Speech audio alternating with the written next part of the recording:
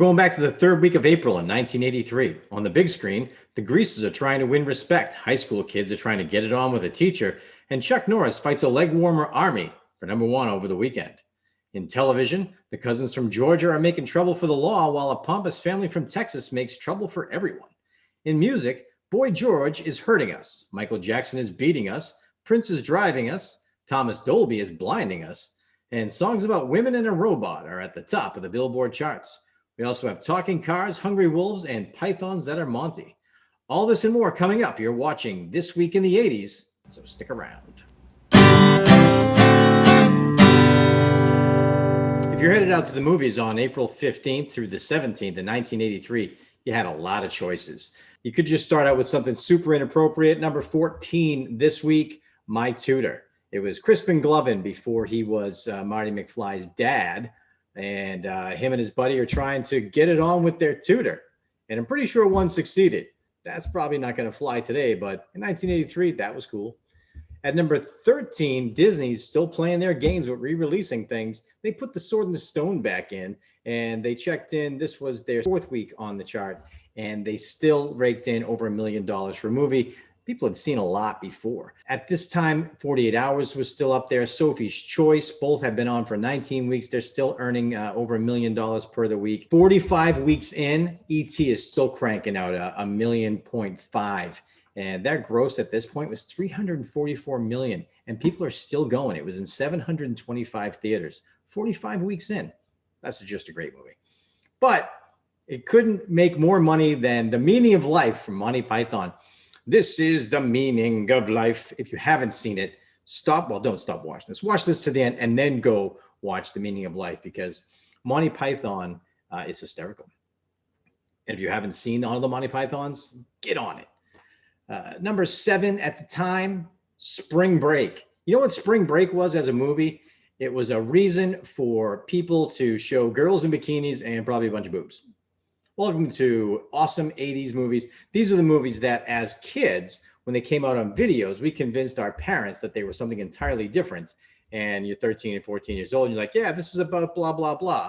And then you watch that with your friends and, giggle your asses off. Number 6 that week, making $12 million in total. This week, they almost hit $2 million. Max Duggan Returns. It was Jason Robards and Matthew Broderick. Honestly, I never saw it. I didn't care. Number 5, however, The Outsiders. The Outsiders had pretty much the greatest cast ever put on one movie. It was C. Thomas Howell, Matt Dillon, Ralph Macchio, Patrick Swayze, Rob Lowe, Emilio Estevez, and Tom Cruise. And it was a pretty good movie as well. Leif Garrett, Diane Lane also checked in on that one. Pony Boy Curtis, be sure you stay gold, and, do it for Johnny. The good news about all of this is the coolest character, it's 2-Bit Matthews. Everybody knows that. Number 4, in 1983, the April 15th to 17th, Gandhi. Gandhi was nominated for 11 Oscars. It won 8 of them. Ben Kingsley was the greatest actor of our times and all this. I never saw it because at 1983, I was 10. What are you going to do? Bring me to Gandhi? Absolutely not. You're also not going to bring me to the number 3 on the list, which is Tootsie. What am I going to do with that? Dustin Hoffman dresses up as a woman. I never saw it. That's just not my thing. The 1 and 2, though, now this is where the real fun begins. It was their first week into the box offices. The Lone Wolf Milk. The number 2 and the number 1 spot were held by movies that were debuting this week. It was 100. Started over.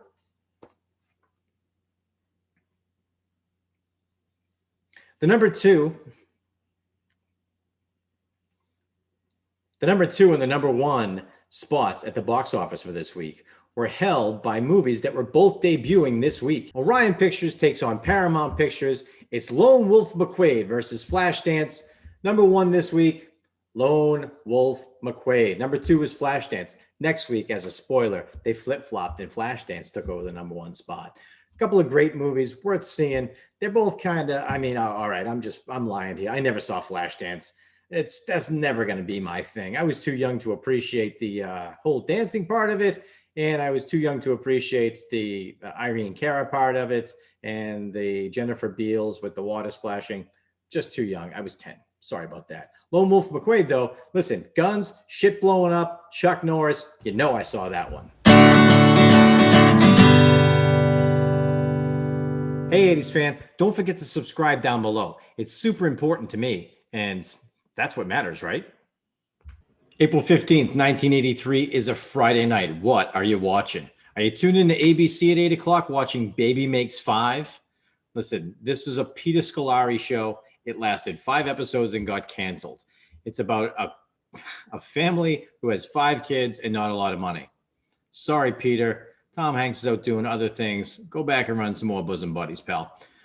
Maybe you stuck around with ABC, though, because at 8:30 was At Ease. This was Jimmy Walker in the Army acting like, Sergeant Bilko.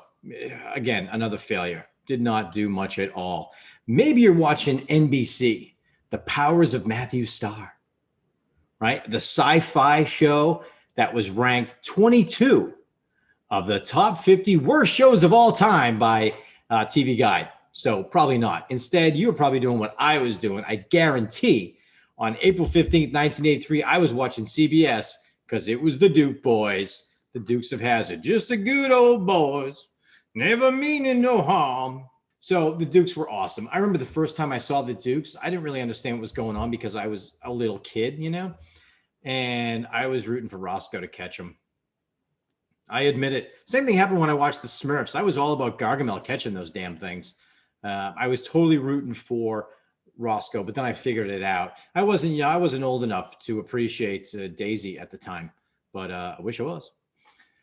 At 9 o'clock, ABC already knew that they had nothing to do, so they just put on a movie. Whatever movie it was, you weren't watching it. CBS gave us Dallas. Dallas, the soap opera, Who Shot JR, all that other BS. I really don't know what was going on with Dallas at all because that wasn't my thing. I was a 10-year-old boy. I'm not watching Dallas. What am I watching?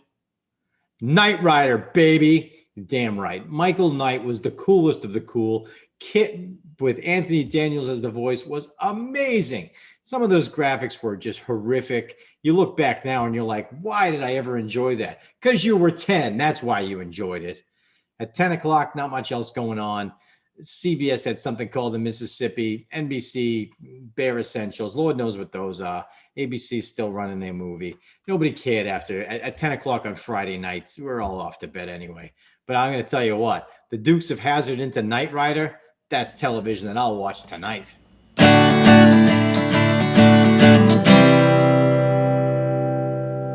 I'm not sure what was going on with the radio for the third week of April in 1983. We had some hard-hitting tunes, we had some fun songs, and we had some stuff that would it's so soft. It's like if you're driving down the expressway and you got it cranked up and everyone's singing and having a good time and this comes on, like, how do you continue? Well, we'll get to that in a minute. Here we go. In the 30s, we had some soft stuff and then some good stuff, right? Bryan Adams, I'm a Bryan Adams fan. I admit it. When I was a kid, I had a Bryan Adams poster on my wall. Right. But Bryan Adams, Straight from the Heart, it was not one of the ones I was singing a lot. Irene, Cara, Flashdance, What a Feeling. That's kind of a fun tune. Lionel Richie with My Love, Christopher Cross with All Right. Like, what are we doing? But then all of a sudden, Duran Duran with Rio. All right, let's go. We've got Def Leppard, Photograph. Excellent. That's what I'm talking about. But then DeBarge checks in. What's going on? Why is DeBarge even on the list? I'm sorry. DeBarge, I like it. I don't like it, DeBarge. In fact, I don't like it at all. But when we get into the 20s, it doesn't get much better. ABC's Poison Arrow, it's a little bit upbeat, but shoot that poison arrow through my heart. No, stop, 80s. Stop giving me this crap. Bob Seger. Listen, Bob Seger rocks, right? Bob Seger's amazing. Bob Seger's Shame on the Moon is a little too slow for my like. Eric Clapton, Mr. Slowhand, I've got a rock and roll heart. Stop it, Eric. Give me some rock, will you? All right, fine. Number 23. Now we're talking Golden Earring, Twilight Zone. That's what I'm talking about. Golden Earring was awesome. At 22, we had Laura Branigan with Solitaire. 21, Tom Petty and the Heartbreakers, Change of Heart. Number 20 on the list, I Won't Hold You Back by Toto. Listen, stop, Toto. Just stop. Everything Toto has ever done, I'm not a fan of. Erase it from history. because 19 is Overkill by Men at Work. It's one of those songs that you like. You probably forgot about it because they have some well-played tunes that you're probably a little more familiar with, but Overkill is a great tune. Number 18, Back on the Chain Gang by the Pretenders. Chrissie Hynde rocks. Like, she's just great. She kind of took a backseat to Joan Jett and Lita Ford on the Kick-Ass Women playing the guitars in the 80s gang, but Back on the Chain Gang is pretty cool too. Number 17, Little Red Corvette by Prince. You listen to it now and you know what it was about. When I was like 10 or 11 and I'm singing that tune, like, how did my parents let me even do that? Because it was the 80s and that's how shit went. Right? Bob Seger again is at number 16. Number 15, Let's Dance by David Bowie. There's a fun tune. I Know There's Something Going On, Frida. Everybody loves that song. Number 13 is probably my favorite 80s song of all time. If it's not, it's definitely in the top 5.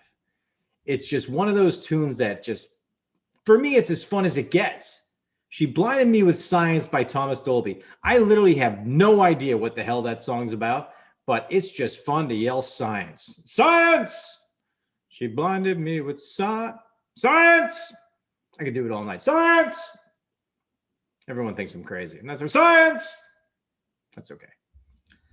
And then number 12 is You Are by Lionel Richie. Like, you are this, like, I don't know why I know the words to that song. It was on the radio a lot. Number 11, Kenny Rogers and Sheena Easton. Guys, we've got Tonight. Like, come on. Get that out of here. All right, the top 10 now we get serious. Do You Really Want to Hurt Me by Culture Club? Listen, it's a fine song. I don't particularly care for Culture Club. It's a little too soft for me, but I know that everybody loved it. And Boy George is super, super 80s, so it's in the list. Number 9, Dear Kommissar. You know Falco, the dude who sings Rock Me Amadeus? Ooh, Rock Me Am. That is the lead singer of After the Fire who sings Dear Kommissar. Have you ever went to play that for somebody and you played the wrong one and about a minute in you realize it's the German version? It's too late now. You got to play it. Number 8, Separate Ways by Journey. I got to be honest with you. 100% honest on this one. If I'm on the stand, right hand raised, left hand on the Bible, I will have to admit, I cannot stand Journey. I don't like their songs. I don't like Steve Perry's voice. I don't like anything about them. I know they're super popular and most people love them because their greatest hits has been on the top 100 albums for 20 years or some shit, but I can't stand them. Anyway, Separate Ways is number 8. Number 7, One on One, Daryl Hall, John Oates. Number 6, one of the greatest 80s tunes of all time, Hungry Like the Wolf, Duran Duran. Duran Duran has so many great songs. I wasn't aware of it. My buddy Zach from the 80s Forever and Ever was telling me about it. And we were talking about just favorite bands. And he said Duran Duran was one. And I thought, like, do people actually have Duran Duran as a favorite band? And so he started listing off these songs that I'd never even heard of. But I created a playlist. And there are a lot of songs that you already know and a bunch that you probably didn't know. There are deep cuts that are pretty badass too. So seek out some Duran Duran if you haven't already. Number 5 on the list, Michael Jackson with Beat It. Number 4, Greg Kihn, Jeopardy. I didn't know this song as much as I knew Weird Al's version of, I was on Jeopardy, not I was in Jeopardy, but that's a pretty good tune anyway. Greg Kihn had a few good ones. Styx, Mr. Roboto. Domo arigato, Mr. Roboto. There's 10-year-old me speaking Japanese. Gotta love it. Number 2, one of the most annoying songs to some, but one tune that I really like. Come on, Eileen. Dexys Midnight Runners. The video is just, it's miserable, but the song is super fun. Number 1 this week was Billie Jean by Michael Jackson. That's a pretty great list of music. So I'm going to make a playlist for it for this week, and you can subscribe to the channel. When it comes up, you'll know right away. Put it on repeat, put it on shuffle, crank it up, and enjoy the hell out of those songs because there's a lot of good ones.